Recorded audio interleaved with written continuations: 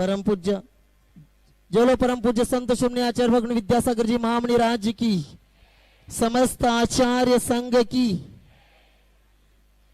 आज के दिन यहाँ शास्त्रदान करने के लिए निमंत्रित करते हैं ब्रह्म समाधिस्थ ब्रह्मचर्यनी किरण दीदी पहाड़िया, इनके तरफ से ब्रह्मचर्यनी चंपा दीदी, ब्रह्मचर्य चंपा दीदी जी दलपतपुर, किरण दीदी जी गोदरे सागर, विभा दीदी जी, इन्होंने आज के दिन 3,51,000 रुपए के एक संस्कृत जिनाले के लिए स्वीकृति दिए। वे आए और आचार्य को शास्त्र प्रदान करे। समाधिस्थ मुनि निकलंक सागर जी महाराज के नगर के यहाँ साडोरा से समाज आई है। समाज के तरफ से एक संस्कृत वेदी के लिए 1,11,000 रुपए की यह स्वीकृति है। समाज के 2 प्रतिनिधि आएंगे और आचार्य को शास्त्र दान करेंगे। प्रकाश जी झांझरी परिवार बॉम्बे मुंबई निवासी, इन्होंने एक वेदी के लिए 1,11,111 रुपए की दान राशि की स्वीकृति दे। वे भी आए और आचार्य को शास्त्र दान करे। महावीर जी सोवितकर, अनिल जी साकड़कर, प्रदीप जी चौधरी, सुभाष साकरे, डॉक्टर पीके जैन चंद्रपुर निवासी, इन्होंने 3,51,000 रुपए की संस्कृत के एक जिनालय के लिए स्वीकृति दे। ये चंद्रपुर वाले आ जाए और आचार्य को शास्त्र दान करे। पंकज जी जैन मुरैना, पंकज जी जैन मुरैना, इन्होंने भी इसके पहले 5 लाख का एक कलश ले आए। वे आज आए, वे भी आचार्य को शास्त्र दान करेंगे। ब्रह्मचर्य राजुल दीदी, ब्रह्मचर्य सुषमा दीदी उज्जैन, ब्रह्मचर्य राजुल दीदी खनिया दान, इन्होंने 10 उपवास किए, उसके उपलक्ष्य में उन्होंने भी दान राशि दिए। वे भी आएंगे और आचार्य को शास्त्र दान करेंगे। उसके साथ ब्रह्मचर्य सुषमा दीदी उज्जैन। अनिल जी नीलम जी जैन कोलकाता निवासी, इन्होंने भी 3,51,000 के एक मंदिर की स्वीकृति दिए। वे भी आएंगे और आचार्य को शास्त्र दान करेंगे। यहाँ शिरपुर जैन में एक हथकरघा महिलाओं का हथकरघा प्रशिक्षण केंद्र प्रारंभ हो चुका है। इसमें 108 महिलाएं अभी राकेश जी जैन दिल्ली वाले, राकेश जी जैन दिल्ली वाले, इन्होंने भी 5 लाख का एक कलश किया है। वे भी आए और आचार्य को शास्त्र दान करे। शिरपुर में महिलाओं का हथकरघा प्रशिक्षण केंद्र प्रारंभ हो चुका है। उसमें 1 से 8 महिला प्रशिक्षण ले रहे। उनको प्रशिक्षण देने वाले मेघा दीदी मानसी, ये हथकरघा अभी यहाँ ट्रेनिंग दे रहे हैं। उनके माता पिता आए और उनकी भी भावना, ये हथकरघा में काम करते करते इनकी भी भावना इस मंदिर के लिए कुछ देने की हो गई है। उन्होंने भी एक अंतरिक्ष शिला इन दोनों बहनों ने दिया है। वो दोनों बहनें और माता पिता उनके आएंगे और आचार्य को शास्त्र दान करेंगे। इन्होंने, आइए दीदी कहाँ गए हो? हाँ, पहला उनको छोड़ दो। यहाँ प्रशिक्षण का सब लोग महिलाओं को इतना अच्छा प्रशिक्षण दे रहे हैं। अभी केवल 15-20 दिन में ये महिलाएं साड़ी आदि निर्माण करना सीख गए। ऐसे ये दोनों बहनें यहाँ आएंगे उनके माता पिता के साथ और आचार्य को शास्त्र भेंट करवाएंगे। निर्यापक श्रमण मुनि श्री समता सागर महाराज जी, इनका सत्संग 54वां बेगमगंज में चल रहा है। वहाँ वहाँ की चातुर्मास कमेटी है, उसके 2 प्रतिनिधि आएंगे और आचार्य के चरणों में श्रीफल अर्पण करके आशीर्वाद प्राप्त करेंगे। राघवगढ़ में आरिका निष्काममती, आरिका वीरतमती माता जी और आरिका तथामती माता जी, इनका चौमासा शुरू है। वहां से भी आज समाज आई है। समाज के 2 प्रतिनिधि आएंगे और आचार्य के चरणों में श्रीफल अर्पण करके आशीर्वाद प्राप्त करेंगे। राघवगढ़ के अभी यहाँ आज 40 लोग आए, लेकिन राघवगढ़ में अभी स्क्रीन के ऊपर हजारों लोग वहां ये कार्यक्रम देख रहे हैं। बड़ा स्क्रीन लगाकर सब मंदिर में बैठ करके राघवगढ़ समाज पूरी बैठी है। समाधिस्थ मुनि श्री निकलंक सागर महाराज जी का नगर साडोरा, वहां भी आरिका अमूल्यमती माता जी, आराध्यमती माता जी, अलोल्यमती माता जी, अनमलमती माता जी, इनका चौमासा शुरू है। इनके भी वहां की भी समाज आई है, वे भी आए और आचार्य श्री के चरणों में श्रीफल अर्पण करके आशीर्वाद प्राप्त करें। शांति अतिशय क्षेत्र टिकटोली मुरैना, यहाँ परम पूज्य मुनिश्री अजित सागर महाराज जी का चौमासा शुरू है। वहां से भी समाज आए, वहां के भी समाज के प्रतिनिधि यहाँ आएंगे और आचार्य श्री के चरणों में श्रीफल अर्पण करके आशीर्वाद प्राप्त करेंगे। आज पूजन के लिए धरणगांव, तामसा यहाँ से भी और चंद्रपुर यहाँ से भी समाज आए हैं। वे सभी लोग एक एक प्रतिनिधि केवल आकर के आचार्य श्री के चरणों में श्रीफल अर्पण करेंगे। पूजन प्रारंभ कर रहे सभी लोग। टिकटोली वाले केवल 2 लोग आना है, टिकटोली वाले केवल 2 लोग आना है, सभी लोगों को उठाना नहीं। पूजन प्रारंभ कर रहे सभी अपने अपने स्थान पर बैठेंगे। कृपा करके सभी लोग अपने अपने स्थान पर बैठेंगे। पूजन प्रारंभ कर रहे हैं।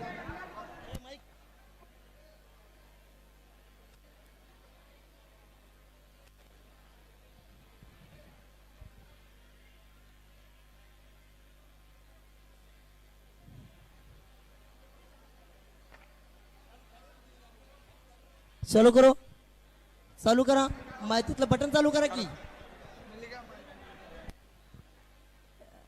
अशोक भैया माईक सुरू करा, इथला पूजनचा माईक सुरू करा। हेलो, आचार्य श्री जी के चरणों में हम झुका रहे अपना माता, जिनके हरचर्या बन पड़ी स्वयं ही सुबह शाम रे विद्या गुरु का नाम रे, जपना सुबह शाम रे विद्या गुरु का नाम रे, लाख दुखों की एक दवा दे हर दुख में आराम रे। श्री विद्या सागर के चरणों में झुका रहा अपना माता, जिनके जीवन की हर चर्या बन पड़ी स्वयं ही नवगाता। जय नागम का वसुधा कलश जो बिखराते हैं गली गली, जिनके दर्शन को पा करके खिलती मुरझाए हृदय कली। ओम रूम परम पूज्य संत शमने आचार्य भगवान विद्यासागर जी महामनिंद्र अत्र उत्तर सवर्षित आह्वाननम, अत्र तिष्ठ स्थापनम, आत्रम सन्निधोष्ठ स्थापनम सनदीकरणम। सांसारिक विषयों में पढ़कर मैंने अपने को भर माया, इस राग द्वेष की वैतरणी से अब तक पार नहीं पाया। तब ज्ञान सिंधु के जलकन से भव कालुष धोने आया हूँ, आना जाना मिट जाए मेरा यह बंध काटने आया हूँ। ओम रूम परम पूज्य संत शमने आचार्य भगवान विद्यासागर जी महामनिंद्राय जन्म जरा मृत्यु नाशनाय जलम निरूपामिति। क्रोध नल में जल जल कर अपना सर्वस्व लुटाया है, निज शांत स्वरूप न जान सका जीवन भर इसे भुलाया है। चंदन सम शीतलता पाने अब चरण तुम्हारी आया हूँ, संसार ताप मिट जाए मेरा चंदन वंदन को लाया हूँ। ओम रोम परम पूज्य संत शमने आचार्य भगवान विद्यासागर जी महामनिंद्राय संसार ताप विनाशनाय चंदनम निरूपामिति। जड़ को न मैंने जड़ समझा नहीं, अक्षय निधि को पहचान अपने तो केवल सपने थे भ्रम और जगत का ताना। चरणों में अर्पित अक्षत है, अक्षय पद मुझको मिल जावे, तब ज्ञान अरुण की किरणों से यह हृदय कमल भी खिल जावे। ओम रूम परम पूज्य संत शमने आचार्य भगवान विद्यासागर जी महामनिंद्राय अक्षय पद प्राप्त अक्षतम निरूपामिति। इन विषय भोग की मदिरा पी मैं बना सदा से मत वाला, तृष्णा को तृप्त करे जितनी उतनी बढ़ती इच्छा ज्वाला। मैं काम भाव विध्वंस है तु मन सुमन चढ़ाने आया हूँ, यह मदन विजेता बन न सके यह भाव हृदय में लाया हूँ। ओम रूम परम पूज्य संत शमने आचार्य भगवान विद्यासागर जी महामनिंद्राय कामबाण विनाशनाय पुष्पम निरूपामिति। इस क्षुधा रोग की व्यथा कथा भव भव में कहता आया हूँ। अति भक्ष अभक्ष बके फिर भी मन तृप्त नहीं कर पाया हूँ। नैवेद्य समर्पित करके मैं तृष्णा की भूख मिटाऊंगा। अब और अधिक ना भटक सकूं, यह अंतर बोध जगाऊंगा। ओम रोम परम पूज्य संत शिवने आचार्य भगवान विद्यासागर जी महामुनिंद्राय क्षुधारोग विनाशनाय नैवेद्यम निरूपयामि। प्यार से व्याकुल हो निज को नहीं मैंने पहचाना। मैं राग द्वेष में लिप्त रहा, इस आते रहा बस पछताना। यह दीप समर्पित है मुनिवर, मेरा तुम दूर भगा देना। तुम ज्ञान दीप की बाती से मम अंतर दीप जला देना। ओम रोम परम पूज्य संत शिवने आचार्य भगवान विद्यासागर जी महामुनिंद्राय अंधकार विनाशनाय दीपम निरूपयामि स्वाहा। इन अशुभ कर्म ने घेरा है, मैंने अब तक ये माना था। बस पाप कर्म तज पुण्य कर्म को चाह रहा था अपनाना। शुभ अशुभ कर्म सब पुद्गल है, मैं इन्हें जलाने आया हूँ। इसीलिए आपके चरणों में मैं धूप चढ़ाने आया हूँ। ओम रोम परम पूज्य संत शिवने आचार्य भगवान विद्यासागर जी महामुनिंद्राय अष्टकर्म दहनाय धूपम निरूपयामि स्वाहा। भोगों को इतना भोगा कि खुद को ही भोग बना डाला। साध्य और साधक का अंतर मैंने आज मिटा डाला। मैं चिदानंद में लीन रहूं, पूजा का फल पाना है। पाना था जिसके द्वारा वह मिल बैठा मुझे ठिकाना है।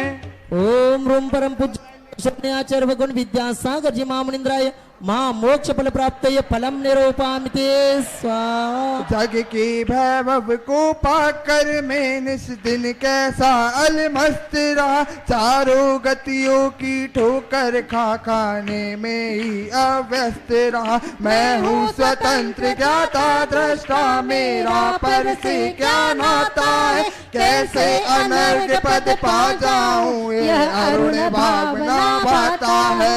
ओम रोम परम पूज्य संत शिवने आचार्य भगवान विद्यासागर जी महामुनिंद्राय अनर्घ्य पद प्राप्त अर्घ्यम निरूपयामि स्वाहा। राघोगढ़ के पार्श जिन संभव जी जिन राज, गुरु प्रतीक्षा में रहे होने प्रतिष्ठित आज। राघोगढ़ के भूमिकर्ण हर तरह से संपन्न, गुरु चरण नहीं पड़े अभी यही। भावों की निर्मल सरिता में अवगाहन करने आया हूँ। मेरा सारा दुख दर्द करो यह अर्घ भेटने लाया हूँ। हे तपो मूर्ति आराधक ये है अरुण कामना देख सके युग युग तक आगामी वसन। ओम रोम परम पूज्य संत शिवने आचार्य भगवान विद्यासागर जी महामुनिंद्राय अनर्घ्य पद जयमाला पूर्णार्घ्यम निरूपयामि नमोस्तु भगवान नमोस्तु भगवान नमोस्तु भगवान नमोस्तु। ओम नमः शुद्धेभ्यः, ओम नमः शुद्धेभ्यः, ओम नमः शुद्धेभ्यः। अहिंसा परमो धर्म की आचार्य गुरुवर श्री कुंद कुंद भगवान की, आचार्य गुरुवर श्री ज्ञान सागर मुनि महाराज की, जय परम पूज्य संत शिवने आचार्य भगवान विद्यासागर जी महामुनि राज्य की, समस्त आचार्य संघ की। सुनो,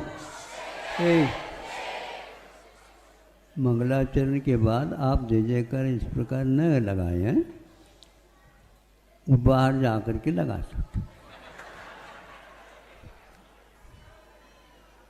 हाँ सुनो, यह तो आप लोगों को ज्ञात हो रहा है धीरे धीरे, किंतु वह पक्का होता जा रहा है।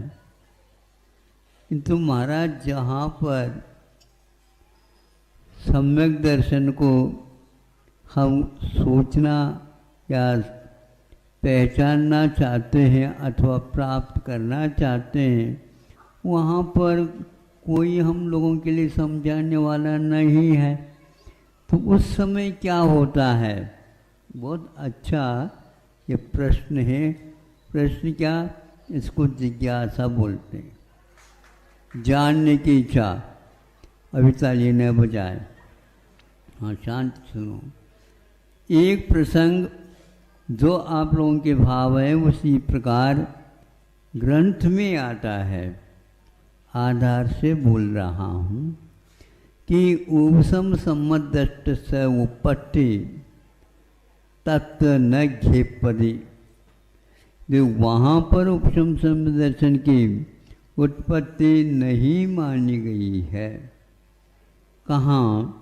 ऊपर से तो कोई आकर के उन्हें संबोधित कर सकता है, लेकिन स्थानीय जिसको बोलना चाहिए नरकों में जो सम्यक दृष्टि रहते हैं, कोई भी किसी को कृपा करके उपकार की दृष्टि से हित हो, इसका भी कुछ बातें आगम की और धर्म की बातें उसके सामने रखना चाहे, सम्यक दृष्टि वहाँ के रख नहीं सकता। उन्होंने बंद कर दिया। क्यों? इसलिए नहीं परस्पर उपग्राहक भाव वहाँ पर नहीं बनता। यानी वहाँ पर लेन देन इस प्रकार नहीं चलती कि जिससे वह काम हो सके, क्योंकि वो वैर संबंध कोई हेतु देते हैं, पूर्व का वैर इसके साथ चल रहा है, इसलिए उसको धार्मिक बातें भी वह नहीं बता सकता। क्या सुन रहे हैं आप? जो अनेक प्रकार के पाप करने वाला है वह व्यक्ति किसी भी प्रकार से धर्मोपदेश नहीं दे सकता। धर्मोपदेश का अर्थ बाजार में बिकने वाले गाली क्या बोलते हैं आप लोग? हाँ, मूली गाजर वगैरह नहीं है, किंतु वह रत्नों से बढ़कर के है, रत्नों से बढ़कर है। इस मौलिक वस्तु की प्राप्ति की भूख हर एक व्यक्ति की नहीं हो सकती, और हर एक व्यक्ति से वह कभी भी उसका व्यापार नहीं किया जा सकता। वह व्यक्ति उसको अन्य कार्य में ही ले लेगा उपयोग में, किंतु धार्मिक कार्य की दृष्टि से नहीं लगेगा। इस बात को सुनकर के एक बार चर्चा के दौरान गुरुजी ने कहा था, ये बहुत अच्छी बात कही है। जो व्यक्ति आज शास्त्र का प्रकाशन तो करता है, किंतु उसके माध्यम से पुनः उसको बेच करके उससे पैसा हुआ करके पुनः उसको चालू कर देना चाहता है। अरे दान आज भोजन किया तो आज दान दे दिया, कल के यदि आप कमाओगे तो उसमें से दान दो, इसी को दोगे तो आपका अर्थ भी सीमित हो जाएगा। वह एक प्रकार से काम करना बंद कर देगा, इसलिए कि आपने उसका उपयोग सही नहीं किया। सही का अर्थ दुपक्वा आहार के समान। दुपक्वा कैसे है? एक बार जो भोजन बन गया, अब शाम के लिए लोभ लालच के कारण उसको पुनः बघार आदि दे करके चुपड़ा करके उसको बिगाड़ करके, मैं तो यही समझता था बघार का अर्थ बिगाड़ देना है, भी वो बिगड़ ही जाता है। उसको आपने भले लगा। कुछ लोग बासी को भी इसी प्रकार उपयोग में लाते हैं, वहाँ एक प्रकार से चटक मटक की अपेक्षा से किया जाता। वैसे वह निरोगता के लिए नहीं, उससे बीमारियां होती हैं। जो अति लोभ के साथ काम करता है उसका वित्त का उपयोग भी सही नहीं होता। और दूसरा ये है कि उसी के साथ उन्होंने कहा उपकरणों के माध्यम से जो व्यक्ति अपना उदर निर्वाह आदि करता है वह ठीक नहीं माना जाता। उपकरण है तो शास्त्र भी उपकरण है, ये समझो। जैनितरों में भी स्वाध्याय का क्रम होते हुए भी उसका उपकरण के रूप में उपयोग नहीं करना चाहिए। जो आज धीरे धीरे हम देख रहे हैं इसका उपयोग इस ढंग से होता जा रहा है, ये गुरुजी का और अन्य शास्त्र सम्मत यह बात है। इसलिए उन्होंने कहा जो पूर्व वैर रखता है और उस वैर के ही सामने खड़ा हो जाता है, धार्मिक उपदेश वहाँ पर गौण हो जाता है। इसलिए उपसम सम्मत उपपत्ति घेप पदे, क्योंकि वहाँ पर उनके द्वारा तो प्राप्त नहीं होगा। वहाँ स्थानीय जो पूर्व के नारकी हैं उनके द्वारा, किंतु देव लोग आकर के, सुन रहे हैं ना, हाँ, देव लोग आकर के जो इसके हित की बात कह देते हैं, जैसा सीता का जीव 16 स्वर्ग से नीचे उतर करके आया, वो जीव सीता को नहीं कहो, क्योंकि हाँ तो वह आया जो प्रतीन्द्र के रूप में था। हाँ हाँ, तो वह प्रतीन्द्र है। वो प्रतीन्द्र भी बहुत बड़ा होता है, जिसका भी बहुत जल्दी मुक्ति होना है। वो आकर के संबोधित करता है। उस समय उसके संबोधन को बहुत अच्छे ढंग से रावण सुन लेता है। लक्ष्मण सुना दे, लाल आग बबूला हो जाएगा, नहीं समझे। किंतु उस इंद्र का, जबकि सीता का जीव है, लेकिन फिर भी उनकी बात पूरी सुनी। अब सीता को भी मालूम है ये वही रावण है, लेकिन द्रव्य चेंज, क्षेत्र परिवर्तित हो जाता है तो भाव में भी परिवर्तन हो जाता है। इसलिए कभी भी उन उपकरणों का उपयोग आदि को नहीं करना चाहिए। व्यापार उसका नहीं होता है, ये हम कहना चाह रहे हैं, नहीं समझे। धीरे धीरे व्यापार की ओर यह गाड़ियां जा रही हैं, वो ठीक नहीं है। हाँ, इसमें स्पर्धा भी होती है, इसमें चोरी के भाव भी आ जाते हैं, इसमें संग्रह वृत्ति भी हो जाती है, अनेक प्रकार के कालुष्य हो सकते हैं, होते हैं। और उसका तो जनवानी का तो कोई मोल नहीं है। कीमत नहीं का अर्थ कुछ भी कीमत नहीं, कौड़ी के बराबर, ऐसा नहीं है। मोल नहीं का अर्थ क्या है? अनमोल है। हाँ, इसलिए इसको सावधान सावधान, ऐसा नहीं। और आज बगल में रखते हैं उसकी चीजें, ये कितना स्तर गिरता जा रहा है। पहले इसके लिए ताड़पत्री इसी का उपयोग करते थे, और आज कहीं भी रखते हैं, उसी बैग में अपना सारा सामान भी है, उसी में एक कोने में समय सार भी है। ये ठीक नहीं है। उसके ऊपर अचार भी रखा जाता है, वह भी शुद्ध होना चाहिए। आज इस ओर कोई भी सोच तक नहीं रहा है। अचार कौन से वस्त्र में है लपेटा हुआ, ये तो आप देखो। वह शास्त्र है, वह अहिंसक तत्व से बनाना होना चाहिए, लेकिन आज कोई भी नहीं सोच रहा। इसलिए आपको मैं ये कहना चाह रहा हूँ कि जनवानी का बहुमान, यही आज ही बहुमान शब्द आया था। जनवानी के प्रति बहुमान होना चाहिए, वह शुद्ध होना चाहिए, किसी प्रकार के जो वस्तु छूने योग्य नहीं है, तो इसमें मटन तेलों आदि का प्रयोग होता है। आप क्या समझ रहे हो? शुद्ध पहन करके आए हैं, पानी के अलावा और कुछ भी लगा देते हैं तो हम शुद्ध नहीं मान सकते हैं।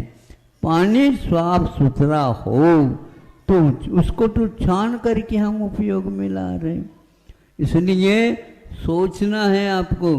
और पानी पीना है तो जलगालन जिसको बोलते हैं, उसके बिना कैसे? हाँ, उसको तो हम करते हैं, लेकिन करने के उपरांत वह वस्त्र कौन सा है ये देख लो। उस वस्त्र के द्वारा जल गालित हो जाएगा तो वह उसका दोष उसके साथ भी लगा। एक पाक्षिक श्रावक के बारे में उद्बोधन हो रहा है, चरस का पानी न पी ले। चरस का पानी अष्टपौड़ में आता है, टीका में आता है, चरस का पानी न पी ले। तो क्यों? इसलिए है कि वह चमड़ी के चरस रहते हैं, और चमड़ी के चरस तो वह सूखी हुई चमड़ी है नहीं, उसमें स्पर्श भी हो गया तो उस संबंधी जीव हमेशा हमेशा तज्जाति निगूढ़ सह प्रतिसमय उसमें उत्पत्ति होती रहती है। इसलिए वह जल आपके सेवन करने में नहीं आना चाहिए। इस प्रकार शोध करके आप आहार पानी का उपयोग करते हो तो क्षेत्र का भी और संयोग जन्य भी दोषों से आप लोगों को दूर होना चाहिए। इतना ही नहीं, भगवान के ऊपर अभिषेक कर लिया तो प्रक्षालन होता। किस कपड़े से होता बता? आज ही बिल्कुल लेकर के आए नया नया वस्त्र और धो धा करके ले, कितने भी धो लो, उस मटन तेलों लगाने जिसमें उसमें महीनों तक वह उत्पन्न होता ही रहेगा, इसमें कोई संदेह नहीं। और भी दोष उसमें लगते हैं। आप लोगों को सम्यक दर्शन का अर्थ ऐसा नहीं समझना चाहिए। हाँ, ये ठीक है, अन्यत्र इस प्रकार थोड़ी होता तो नहीं, सुन तो सकते हैं, लेकिन उसको यदि रखना चाहेंगे सुरक्षा की दृष्टि से नहीं, शुद्धाशुद्धि का विवेक रखना चाहिए। ऐसा जैनाचार्यों ने कहा, उपकरणों का व्यवसायीकरण होना ठीक नहीं है। दूसरा, जब वह सम्यक दर्शन होना तो हो गया, उनका संबोधन हो गया जीव का, किंतु होने के उपरांत उस समय आंखें खुल जाती थी। क्या खुल जाती? रावण सोचता इन लोगों ने मेरे लिए हित की बातें बहुत बताई, लेकिन मैं अभिमान में ऐसा था कि मेरे पर से भी ऊंचा हो गया था, सुना ही नहीं किसी का। मैं सब जानता हूँ, तुम लोगों को एक भी नीति नहीं आती होगी। मैं नीति शास्त्र का पारंगत हूँ, नीति शास्त्र लिख सकता हूँ। हाँ, लिख तो सकते हैं, लेकिन नीति को आपने लख नहीं सके। लिखना और लखना अलग वस्तु होती है। तो वो कहता है कि मेरी गलती हो गई, उस समय नहीं समझ सका और आज यह नरकों में आया। उसको बांध करके ऊपर विमान के साथ ले जाने का प्रयत्न किया गया। कौन? सीता का जीव ने। किंतु वह मोम की जगह पिघल करके नीचे पारा, हाँ वो पारा समझो मोन, वह मतलब एक एक कण कण हो गया, लेकिन वह उधर नहीं। 2-3 बार जब किया, उस समय रावण कहता है सीता के जीव को, अब ये छोड़ दो, इसकी शुद्धि इस समय नहीं होगी। इसकी शुद्धि के लिए हमें भरतखंड को पुनः देखना पड़ेगा, उसके बिना नहीं। ऐसे यह प्रदेश देश की अपेक्षा से नरकों में यह शुद्धि नहीं हो सकती और शुद्धि का कोई साधन भी नहीं है। वहाँ वैतरणी नदी तो बहती है लेकिन वह विषाक्त है। कीड़े जो ये जीव जंतुओं से भरा हुआ रहता है वह कभी भी शांति के लिए कार्य नहीं होता। अब आप ही देख लो रावण की दशा आदि की इसको पढ़ करके अपने आप ही मस्तिष्क मुख जो माथा काम करने लग जाता है। इसलिए जो व्यक्ति प्रसमान योग को निष्प्रयोजन मानता है अब वह रावण के साथ कुछ दिन रह लेना चाहिए ताकि उनकी बुद्धि पलट जाए। हम तो यही चाहते हैं सबकी बुद्धि पलट जाए, लेकिन समय पर ही पलटेगी महाराज। निकासित कर्म बंद हो जाते हैं तो उनका काम नहीं होता। ऐसे ही स्वाध्यायशील बंधु हैं जो केवल कुंद साहित्य के अलावा कोई अध्यात्म ग्रंथ है ही नहीं, ऐसे मानने वाले हैं। शेष 3 अनुयोगों को वह अपना कोई साधन नहीं मानते। ऐसा निकाचित कर्म का उदय है। बोधि समाधि निधानम कहा है। बोधि में रत्नत्रय, समाधि में रत्नत्रय के फल को कहा और निधान का अर्थात आधारभूत माना है। ऐसे समंतभद्र महाराज जी को ही वो नहीं समझ पाए और समंतभद्र साक्षात पुनः आ भी जाए। इन लोगों की कभी बुद्धि हमारे विचार से ठीक हो जाए तो हमें बहुत प्रसन्नता होगी। ये होगी कैसे? समय आपका हो गया। ये जो कोई भी व्यक्ति कुछ भी कह दे उसको हमारे संयम और सम्यक दर्शन की उत्पत्ति में कारण नहीं मानना चाहिए, क्योंकि खुद स्वयंभू अपने कुंद देव ने प्रवचन सार में कहा कि छदमत विहिल अत्रसु, छदमस्तों के द्वारा कषाय से भरे हुए हैं। ऐसे व्यक्तियों के द्वारा जो कोई भी सूत्र मिला तो उसको सूत्र नहीं कहिए, उसके माध्यम से सम्यक दर्शन की प्राप्ति नहीं होती है। ऐसे आचार्यों का कथन को हमें हमेशा बहुमान की दृष्टि से देखना चाहिए। अहिंसा परमो धर्म की। आचार्य भगवान विद्यासागर जी महामणि राज्य की, समस्त आचार्य संघ की।